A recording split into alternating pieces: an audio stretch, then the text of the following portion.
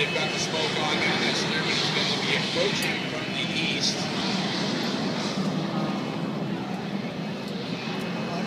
And Margie is already on the top wing there.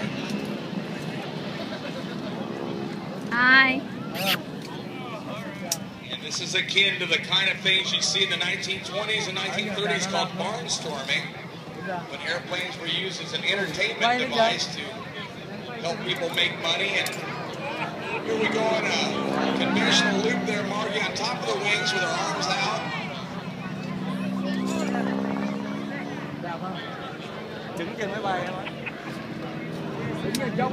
And you can't see it from here, but Margie is tethered to that airplane. There is a safety tether. And that's a Margie's on top again. You can see her arms extended. Yeah, Silver Wings has changed their show up a little bit this year. They actually, it's the first time I've seen them do a full loop. They did it yesterday and they're doing it again today. It looks like the Silver Wings lined up where they can do what they call their high show. They have a semi-hammerhead stall. They approach down from the west.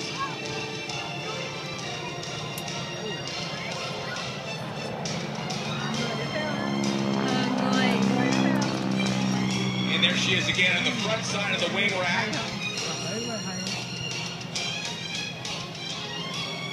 She can move all over this airplane. She sometimes is on the bottom wings, either on the left or right side, most of the time on the right side, but she moves around that airplane while they're flying. She does a great job of it. This is, as I said a few minutes ago, it's the 1,255th flight today, wing walking.